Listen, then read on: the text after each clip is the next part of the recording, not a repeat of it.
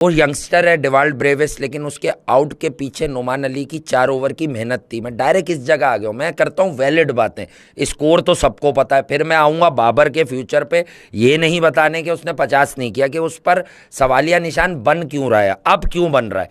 लेकिन पहले नुमान अली देखें, ब्रेविस को फ्लाइट भी दी गई, खींच के भी बॉल की गई, आगे ही बॉल करनी थी। उस विकेट में स्लो टर्न था, टर्न ज़रूर था, स्लो टर्न था।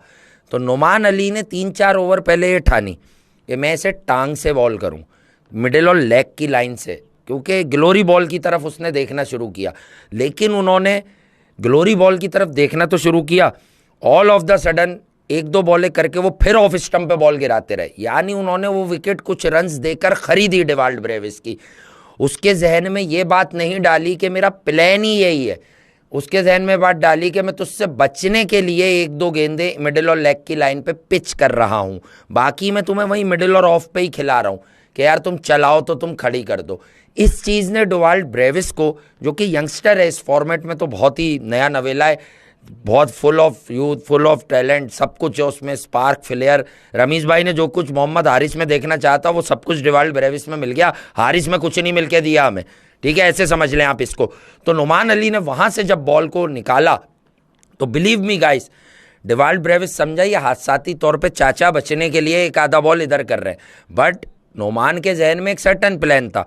फिर उन्होंने उस ओवर और उससे पहले वाले ओवर में 2 बार एरिया को चेक किया कि बॉल यहाँ से कितना स्पिन हो रहा है। फिर उन्होंने 2 से 3 बॉलें इस जगह खिलाई, ठीक है, ब्रेविस को पूरा तैयार किया कि तू बॉल को खेलने जाएगा, ठीक है, यानी ऑफ पे बल्ला चलाने जाएगा। अब मैं इसकी मिथ समझाता हूँ। एक होता है ना, बंदा फुल स्विंग के साथ मारे जा रहा है, तो अब अगर आप उसे डिफेंसिव लाइन वाली गेंद फेंकेंगे 2-3 बॉलों के बाद, तो वो नेचुरली बल्ले के साथ ही उसे खेलने जाएगा।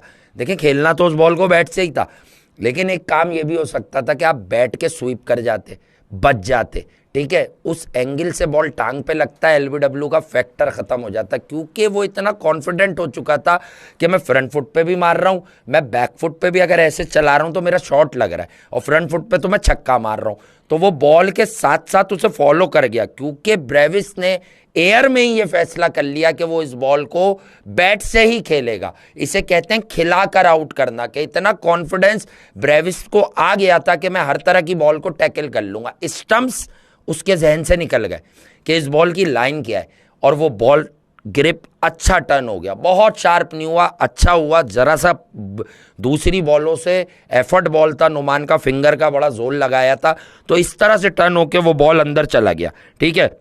ये थी कहानी।